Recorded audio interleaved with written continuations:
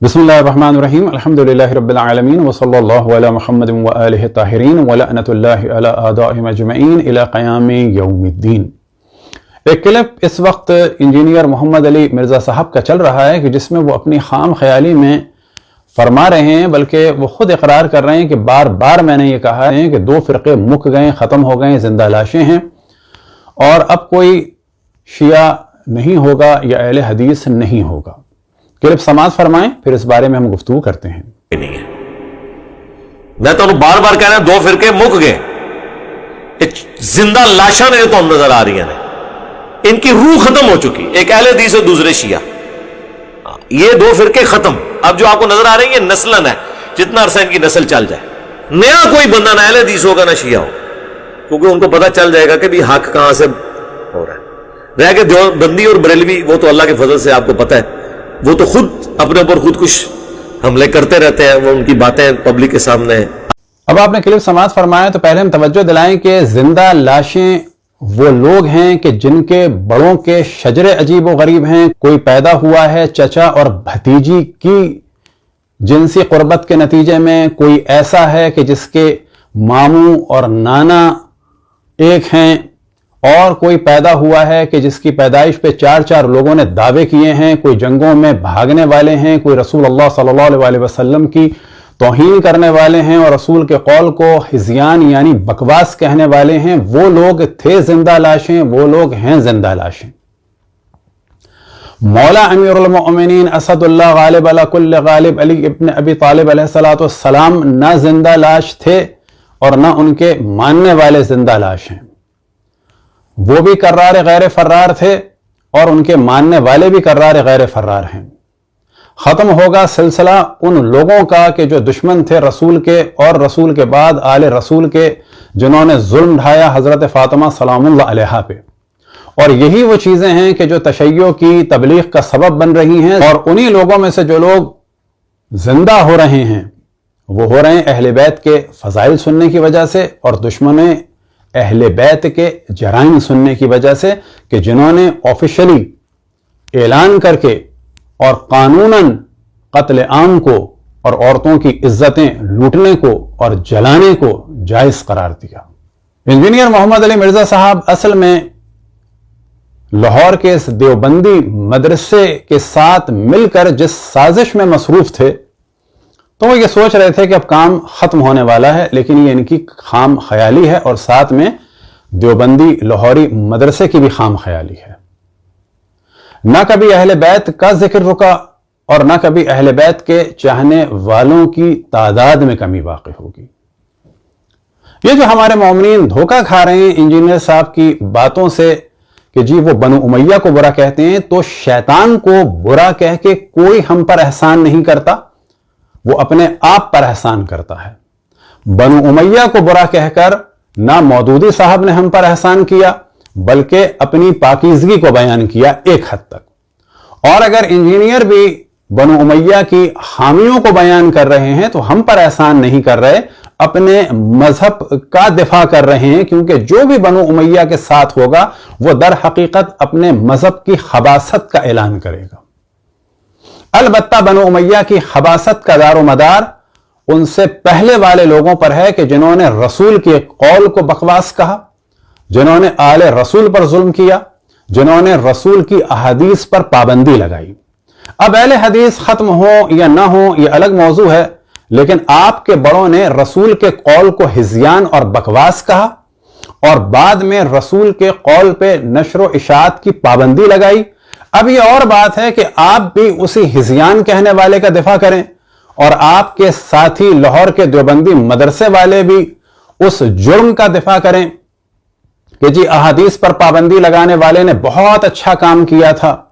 और फिर आप ये मिलकर सोचें कि अब अहले बैत का जिक्र खत्म हो जाएगा, तो चाहे आप हों मॉडर्न बन के या मॉडरेट बन के, और चाहे वो लाहौर के मदरसे वाले हों निज़ाम इमामत या निज़ाम इमामत और विलायत का नाम लेके, कि दर हकीकत वो निज़ाम विलायत और इमामत क्या है, फासिक और फाजिर और जानी बादशाहों के सिस्टम को पाकिस्तान में लाने की साजिश है। अब हम आज आपको सिर्फ इतना बताते हैं कि मिस्र में कितनी शियत फैल रही है और फिर बाद में اگر موقع ملا تو اور ممالک کی بھی آپ کو سیر کرائیں گے تاکہ آپ کے ذہن سے نکل جائے. آپ اگر جہلم کے کمرے میں بیٹھے ہوئے ہیں تو نہ سمجھیں کہ ساری دنیا وہ ہے. اگر بعض جاہل اور نادان وہ لوگ کہ جن کے ماں باپ کسی زمانے میں دوسرے مذہب میں تھے اور پھر وہ کچھ دن کے لیے شیعہ ہوئے، پھر وہ اگر آپ کے ہاتھ میں چلے گئے تو وہ بھی آپ کے ہاتھ میں زیادہ دن نہیں رہیں گے اگر ان کے شجرے پاک اور پاکیزہ ہیں، کیونکہ پاک اور پاکیزہ شجرے والے کبھی بھی رسول کے قول کو بکواس کرنے والوں کے ساتھ زیادہ دن نہیں چل سکتے. اب آپ کے سامنے ہم ایک کلپ پیش کرتے ہیں مصر کے مشہور و معروف مبلغ اور وہابی عالم دین محمد سعید رسلان کا. لأنك تسمع أن قرية كاملة في محافظة متاخمة قد دخل نصف أهلها في التشيع والنصف الباقي يراوح قد يدخل قريبا، والمرء يتابع أنه تم رصد ما يزيد على 20,000 من المسلمين من أهل السنة صاروا شيعة في محافظة الإسكندرية وحدها. هذا فضلا عما كان معلنا قبل وعما لا يعلن ولا يدرى عنه شيء لأن مثله إنما يدور في الخفاء. یہ موصوف کہہ رہے ہیں کہ مصر کے قریے میں آدھا قریہ جو ہے وہ شیعہ ہو گیا اور آدھا ابھی شیعہ ہونے والا ہے اور کسی دن بھی شیعہ ہو جائیں گے. اور پھر اس کے بعد کہتے ہیں کہ اسکندریہ میں 20,000 اہل سنت مسلم شیعہ ہو چکے ہیں، اور اس کے بعد کہتے ہیں کہ تحقیق جو ہوئی ہے وہ تو یہاں تک ہوئی ہے، لیکن ان کے علاوہ کتنے لوگ شیعہ ہوئے ہیں کہ جن کا علم نہیں ہوا وہ الگ ہیں.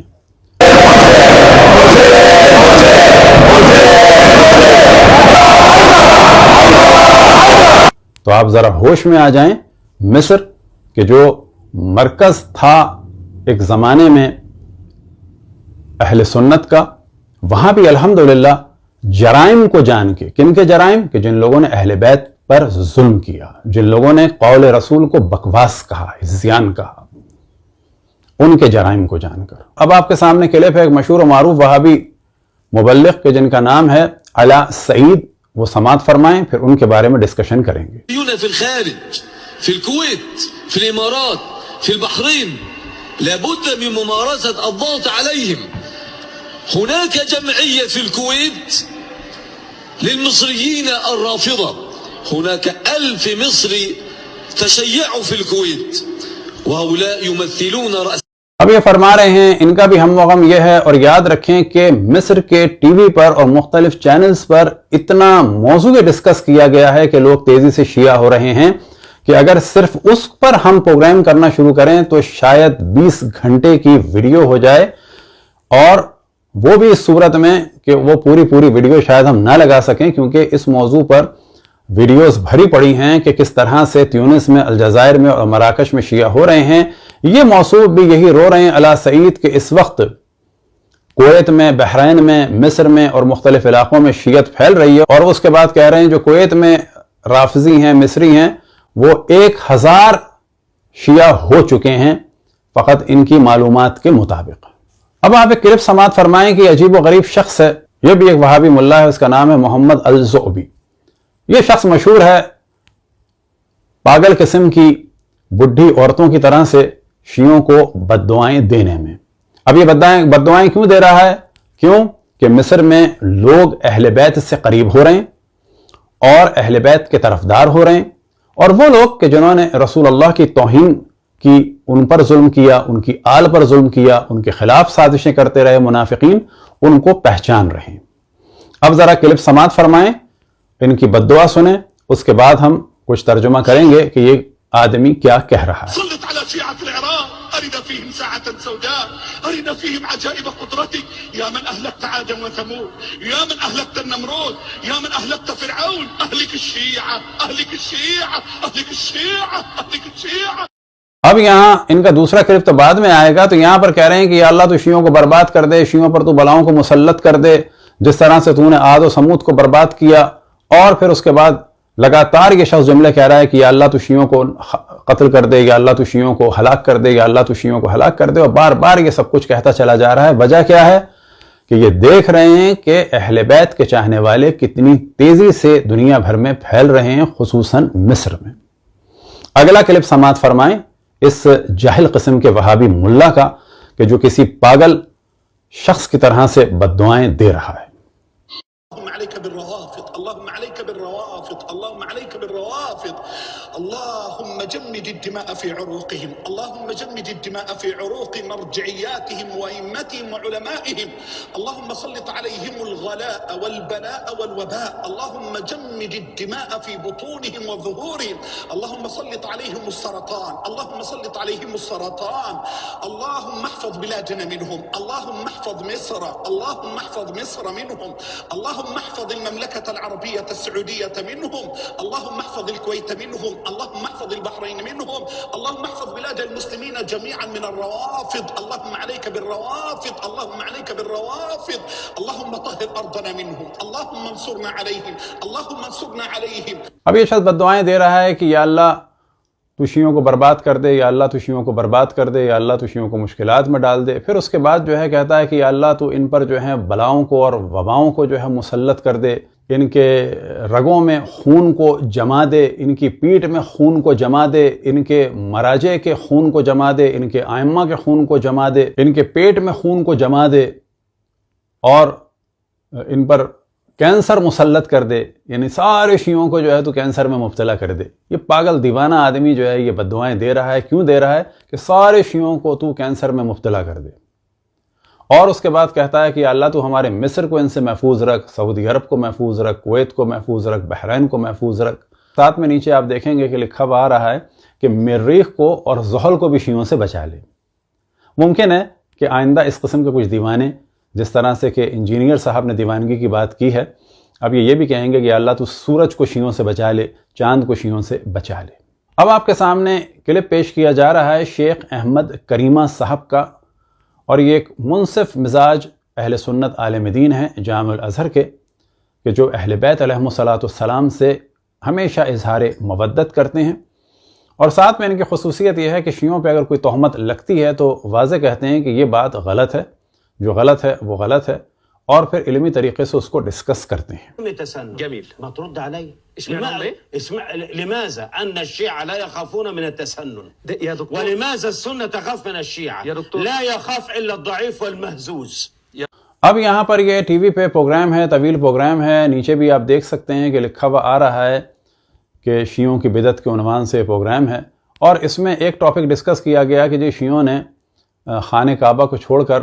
معاذ اللہ کربلا و قبلہ بنا لیا۔ اب یہ دیکھیں جدید زمانے میں یہ تہمتیں لگائی جا رہی ہیں، وجہ کیا ہے کہ ان کے پاس سوائے تہمت لگانے کا کوئی چارہ نہیں ہے۔ یہ فرما رہے ہیں کہ کیا وجہ ہے کہ شیعہ سنیوں سے نہیں ڈرتے ہیں لیکن سنی شیعوں سے بہت زیادہ خائف ہیں، اور پھر اس کے بعد کہتے ہیں کہ اصل وجہ یہ ہے کہ جو ضعیف ہوتا ہے وہ خوف زدہ رہتا ہے۔ اصل میں یہ کہہ رہے ہیں کہ مصر کے اور دنیا بھر کے اہل سنت علمی طور پر اتنے ضعیف ہیں کہ وہ شیعوں کے منطقی استدلال کو برداشت نہیں کر پاتے۔ البتہ یہی وجہ ہے کہ دنیا بھر میں ہمیشہ اہل سنت تہمتوں کا سہارا لیتے ہیں اور قتل عام کا سہارا لیتے ہیں۔ کبھی یہ کہتے ہیں کہ شیعہ اصحاب کی توہین کرتے ہیں، تو ہم سوال کریں گے کہ جن کے صلب یعنی حضرت عبداللہ والد ماجد رسول اللہ صلی اللہ علیہ وسلم کو آپ کافر کہتے ہیں، آپ کو شرم نہیں آتی؟ ان کی والدہ ماجدہ حضرت آمنہ بنت وہب صلوات اللہ وسلام علیہا کو آپ کافرہ کہتے ہیں تو آپ کو شرم نہیں آتی؟ تو جب آپ غیر منطقی حرکتیں کریں گے اور رسول کے والدین سے اور رسول کی آل سے دشمنی کریں گے، آج تک ہم کہتے تھے آل رسول کے دشمن، لیکن حقیقت یہ ہے کہ یہ آبائے رسول کے بھی دشمن ہیں، رسول کے والد کے بھی دشمن ہیں، رسول کی والدہ کے بھی دشمن ہیں، اور رسول کی بیٹی اور رسول کے گھر والوں کے تو دشمن ہیں۔ ہماری گزارش ہے کہ اس قسم کی گفتگو نہ کریں، مغالطہ کاری کو ترک کریں، اور یاد رکھیں کہ بار بار ہم توجہ دلا رہے ہیں کہ جب لوگ ان مجرموں کو پہچانتے ہیں تو خود بخود اہل بیت علیہم السلام کی جانب آتے ہیں۔ انشاءاللہ بعض اور ممالک کی بھی سیر کرائیں گے کہ وہاں پر کیا ہو رہا ہے۔ وصلی اللہ علی محمد و آلہ الطاہرین۔